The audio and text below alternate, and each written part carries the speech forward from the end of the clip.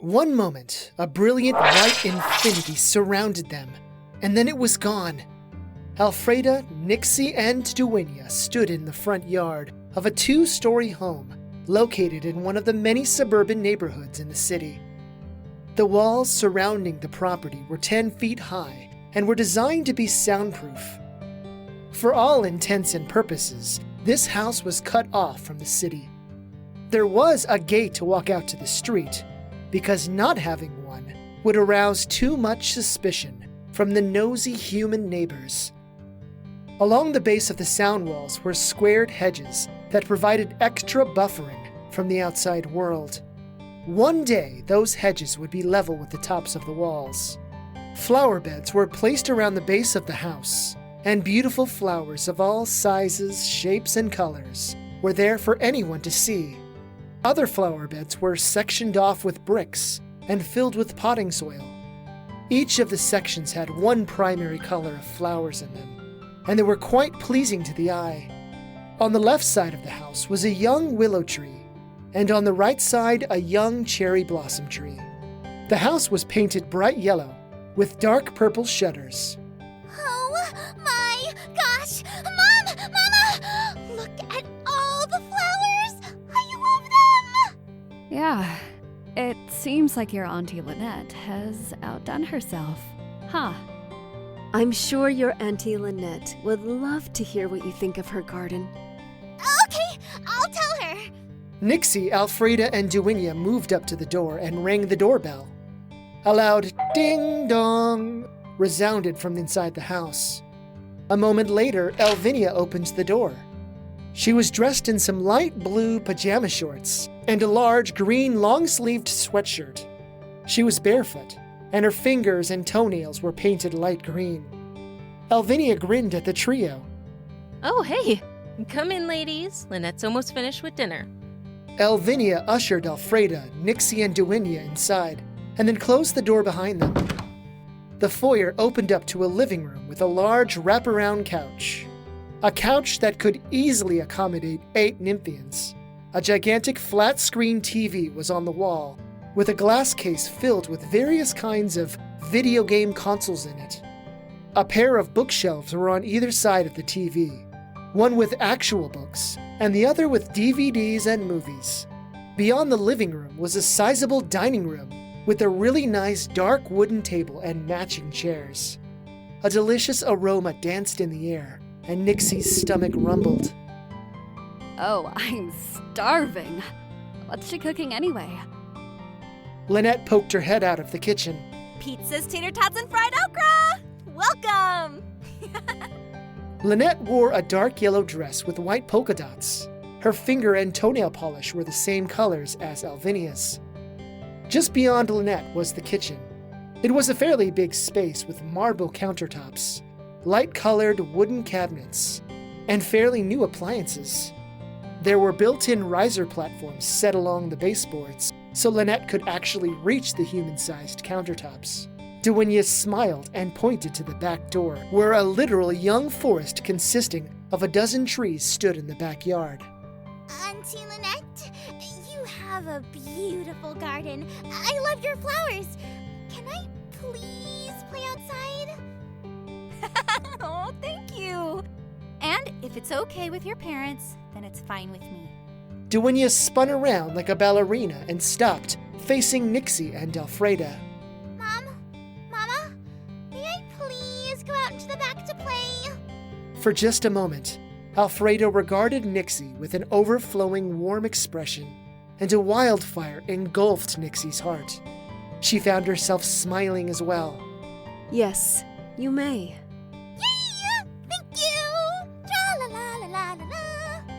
Their lovely daughter opened the back door and left the real world for one of innocent imagination. How's it going, by the way? With the no vaping. Are you still going strong? I'm still 3 years strong. The last thing I want to do is smoke around Duinya. You know how impressionable kids are nowadays.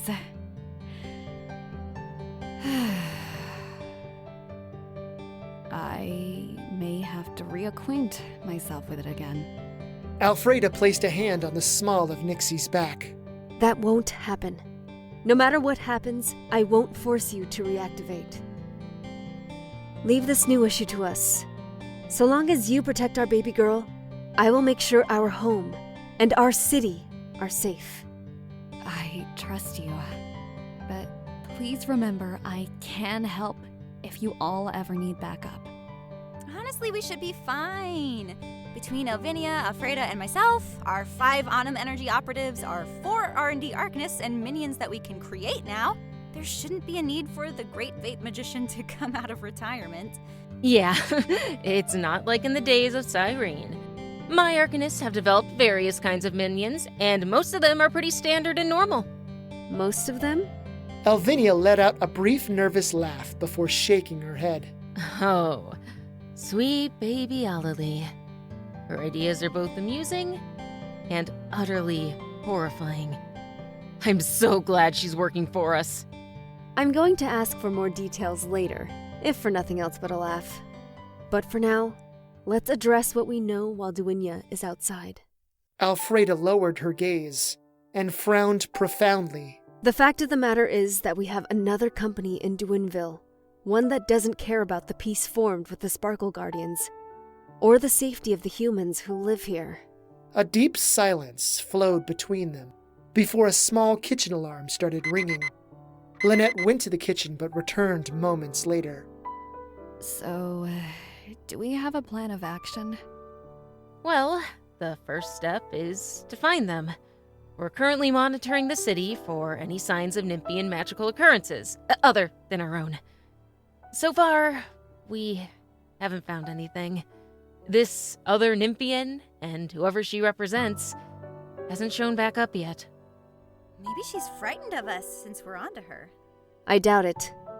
Remember how she was before we revealed ourselves? She was overly excited to fight Dana. I wish she didn't have to face this alone. Well, she's not really alone. She has us to help her too. But at the end of the day, does she really? Think about it. If this ends up blowing up into a turf war, Duinville will be the battlefield, with Nymphians on both sides. We are aliens, for all intents and purposes. Yeah, I suppose that's true. We have a peace treaty, but she's still the defender of the city, and the only one left. Which is exactly why we need to step up and win this turf war as quickly as we can. There are several areas we need to address. I assume you mean finding the enemy and protecting our own Autumn energy collection interest, right? Yes, but in addition to all that, I have requested R&D to begin more Anam energy cultivation techniques, as well as environment-enriching technologies. How are those initiatives going? Oh, I have my 2 Arcanists, Abjeed and Yatif, working on those initiatives. They're solid researchers, and I'm sure they'll create some wonderful artifacts. So, here's a serious question. What will we do if and when we find them? Will it actually get violent? It can get that way. However, usually companies try and avoid such things, as it is a serious drain on resources and personnel. Once we find them, perhaps we can demand that they go elsewhere. This planet is big enough, or they could even go to another dimension. I've heard about some of the really bad turf wars before. If they didn't know about us before, they probably do now. Theoretically, the operative is supposed to let the Citadel commander know about these kinds of things, right? Yeah. Under normal circumstances, their Citadel commander would contact me, and we'd enter trade negotiations to figure out who would stay. Best case scenario, they leave. Worst case, it's war. Do you think they already knew we were here? Maybe. To be honest, I have a bad feeling about this too. Tomorrow, when we get back to the office, we'll start operations where we strengthen and enhance the defenses of our Anam energy collection sites. Right. I'll get my other 2 Arcanists on it right away. Oh, I can't wait to see what Olilee comes up with. You say that now. Every inch of Dana's skin radiated with prickling tension, as if she were being stabbed with needles. She tried to eat earlier, but her body rejected anything she tried to stomach. The house was silent and slightly chilly.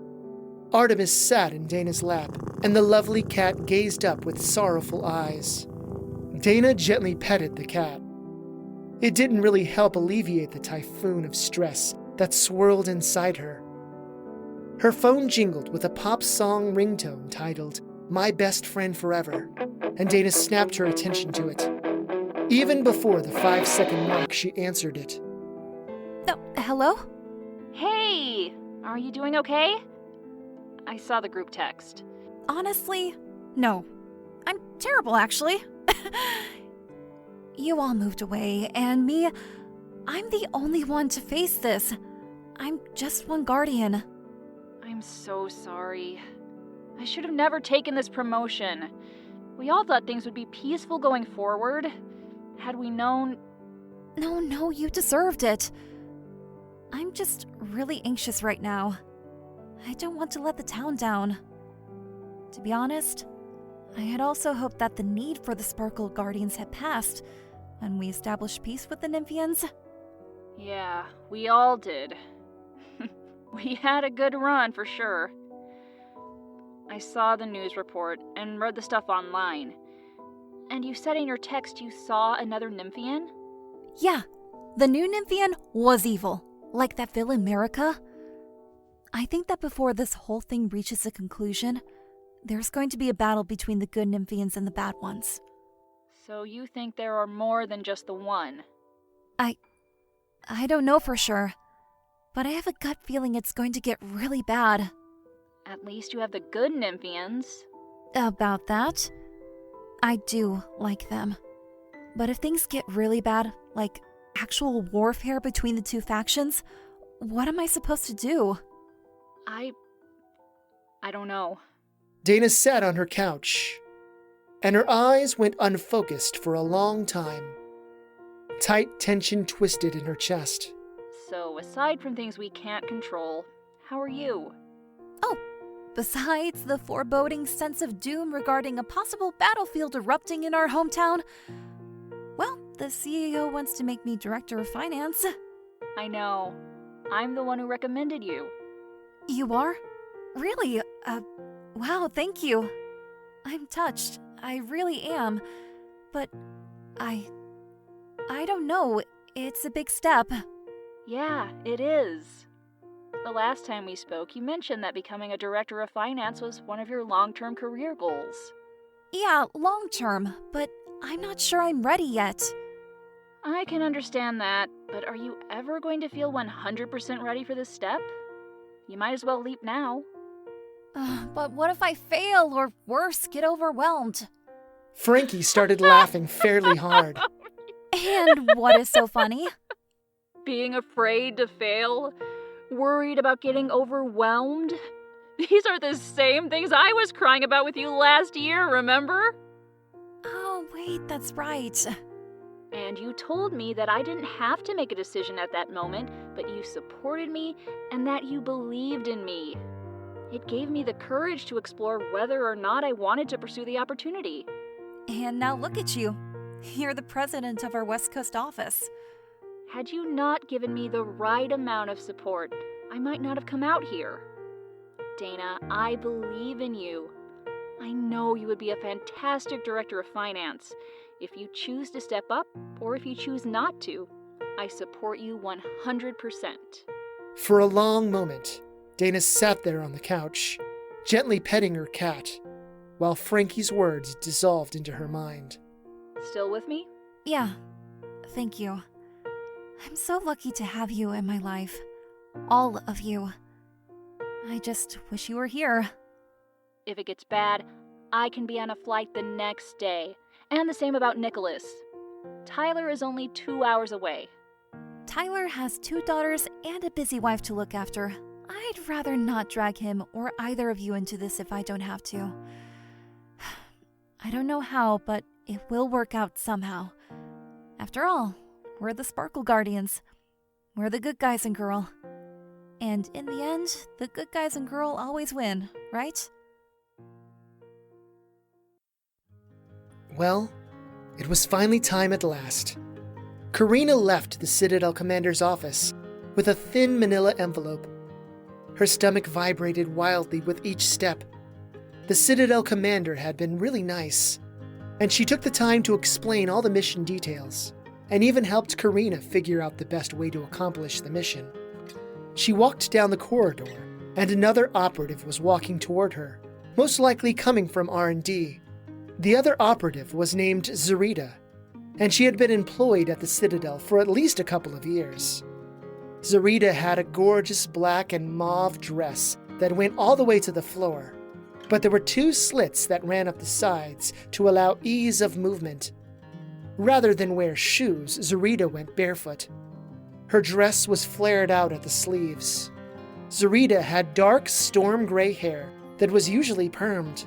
Her eyes were light blue. As soon as Zarida saw Karina, a wide smile creased her face. Hey there, newbie. Getting prepped to go on your first mission? You're gonna do great. Thanks. Zarida skipped past her and down the hall. Ever since Karina started, Zarida, as well as the other operatives and staff, had been really nice and welcoming. People constantly answered her questions, gave her advice on policies and procedures, and supported her through positive encouragement. Despite all of this, a small degree of trembling still lingered in Karina. By all accounts, the Citadel was run much better than other citadels that Karina had heard about. Even still, something was off, and Karina couldn't rightly indicate what it was. She walked into the R&D wing of the Science Division, and she stopped at the top of the stairs, overlooking the entire floor. Excuse me. I'm looking for someone named Olilee. 3 of the Arcanists pointed to a 4th, and the 4th Arcanist simply waved her hand. She was in the back left corner of the R&D wing. Karina walked down the stairs and through the corridors between the glass walls. As soon as she got into the area where Olilee was working, Karina noticed a massive crack along one of the forced glass walls.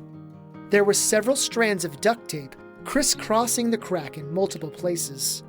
Although it wasn't the normal gray duct tape. No, this one was bright pink and had a repeating pattern down its length. The pattern consisted of smiling girly skulls with hair bow ties on the side of the skulls just above where the right ears would be. Olilee was working on a table and specifically tinkering on a strange-looking device. The device had a large square bottom with a central rod extending up, and a light orange-colored gem was at the top of the rod. It sort of looked like a shadeless lamp. Olilee was a Nymphian of average height, with dark orange hair tied into a little bun at the top of her head. She also had slightly tanned skin and a pair of blue-green eyes. She also had a small mole on her chin. Olilee wore the uniformed Shooting Star lab coat, as well as a light blue shirt, a pair of darker blue slacks, and a pair of black flats. Karina moved closer to the table where Olilee worked. Suddenly, the gem at the top of the rod began glowing. Huh? What the hell? Olilee looked around, and her gaze finally fell on Karina. Her eyes opened wide, and she reached out toward Karina in panic. Oh, crap! Watch out! The gem glowed brighter, and suddenly, a magical beam blasted out toward Karina. On instinct, Karina flowed her magic into her body, and her skin took on a dark gray stone appearance. She covered her face in her arms and braced herself. The beam struck, and it felt like she was hit by a swift tennis ball. It didn't hurt, but she was still aware of its force. Whoa! You're not dead! Cool! Stay calm. I can deactivate this. Don't worry. By the time that Olilee finally deactivated the defensive turret, Karina had been struck 6 times. Woohoo! That Wait, concern first, then unbridled passion second, right? Come on, Olilee, you can do this. I'm so sorry. Are you okay? Slowly, Karina lowered her hands. Smoke rose from the spots where the lasers had struck, but she was undamaged. Her body resumed its normal, fleshy appearance. Yeah, I'm fine. That was kind of intense. Yeah! Again, sorry about that. You must be really tough to withstand my turret blasts.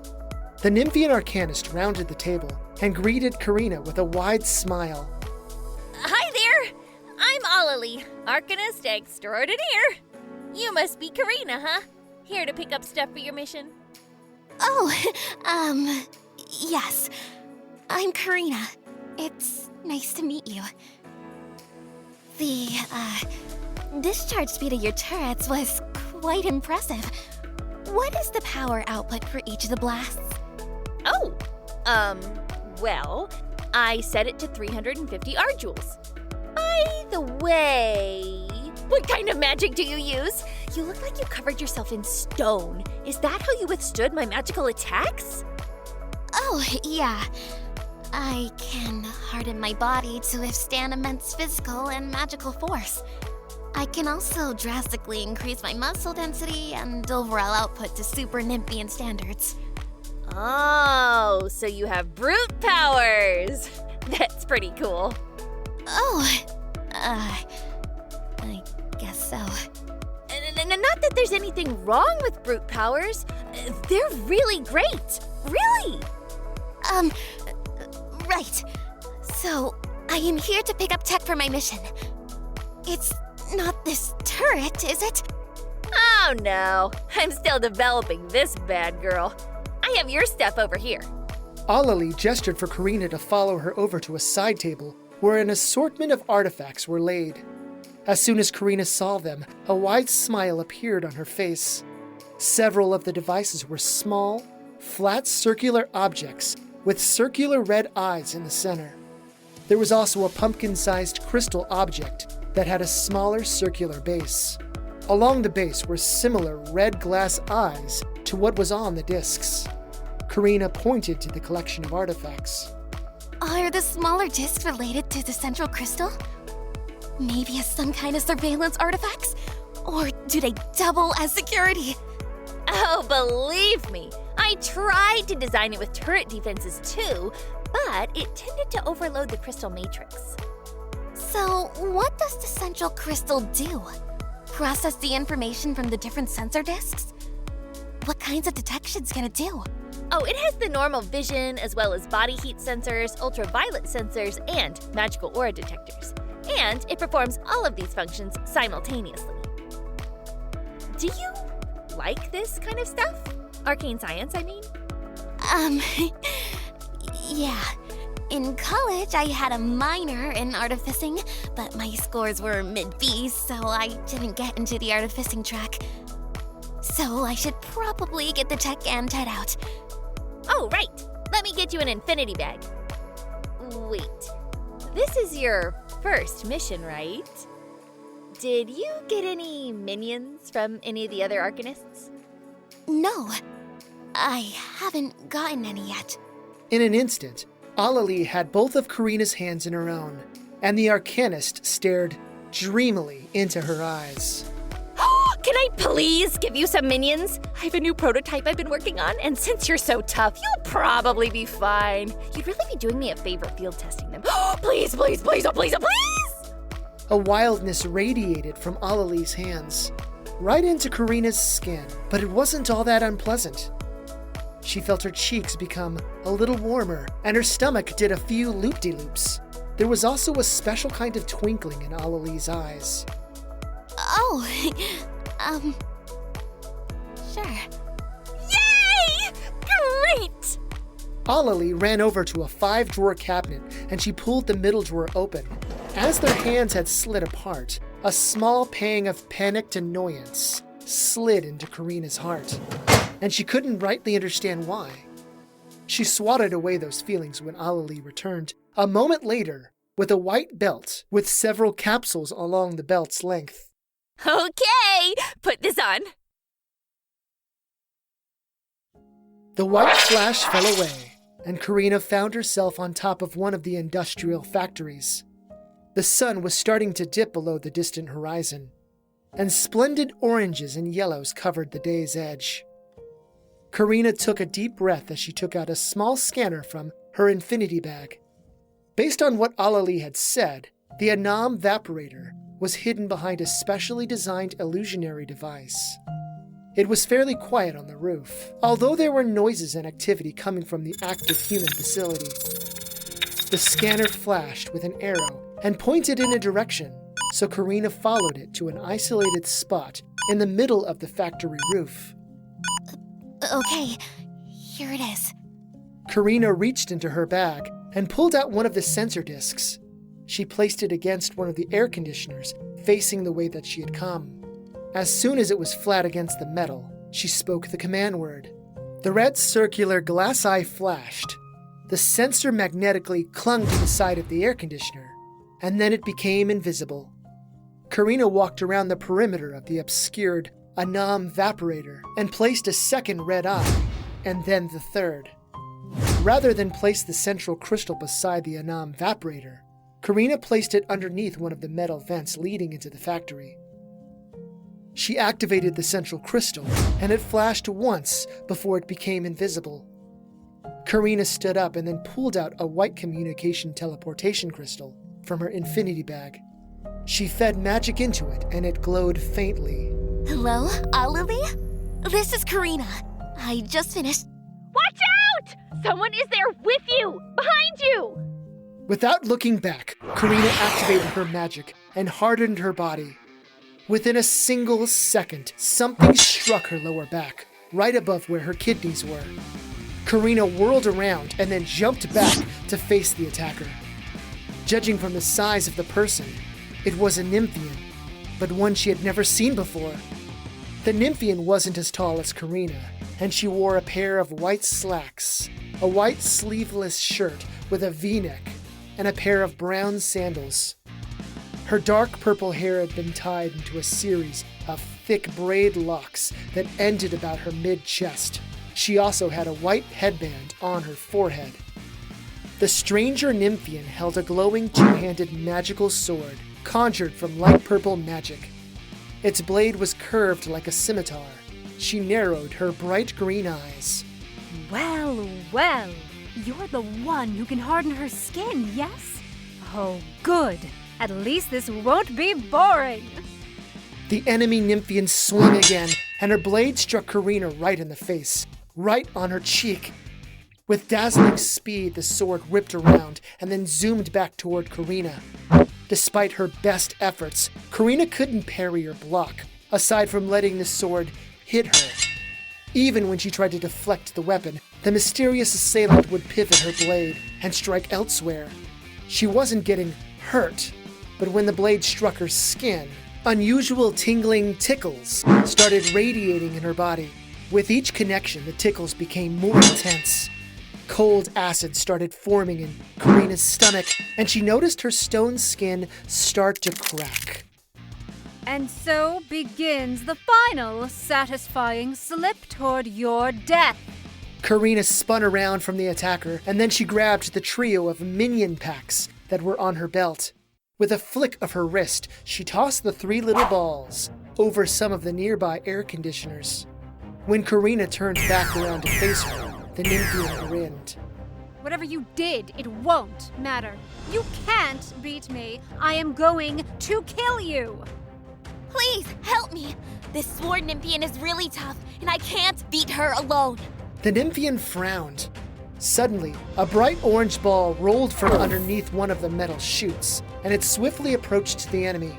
The kickball-sized sphere opened up and took the form of a cartoonish-style armadillo. It pounced and grabbed the Nymphian's leg. The little armadillo grinned up at her. Boom! The orange armadillo exploded. The sword Nymphian screamed as a bright flash engulfed the area. When the light faded, she only had a stump. Scorch marks were along the roof. 2 more rolling balls rounded out from the air vents, and delighted cartoonish laughter resonated from them. One of the balls was light purple, and the other was magenta-colored. We're going to get you. The Nymphian balanced herself and swung her sword with one hand. She chopped the purple one in twain and then dodged the pink one. Unfortunately for her, the 2 purple halves exploded. While it didn't deal any direct damage to the sword Nymphian, the force of the blast sent her backwards. At the same time, the pink ball minion bounced off of the roof and zipped toward the sword Nymphian. It struck her in the middle of the back, laughed maniacally, and then exploded. In the blink of an eye, the sword Nymphian soared toward Karina. Karina filled her muscles with her magic and then gave the enemy a right hook. Take this! Karina punched out and collided with the other Nymphian's face. She went flying back the other direction before rolling on the roof several times. Slowly, the Nymphian pushed up from the ground. Damn you! What an honorless way to win. In response, Karina pulled the 3 minions back out of the pouches as they had respawned, just as Olilee said they would. She tossed them to the ground, and they reformed into their cartoonish animal selves. We're back, baby! Yes! Time to show what we can do! Hey, lady, you want to give me another hug? I bet I can hug her before you 2 can! A panicked expression smeared across the sword Nymphian's face, and she pulled out a slender black crystal. She disappeared a moment later in a flash of azure blue.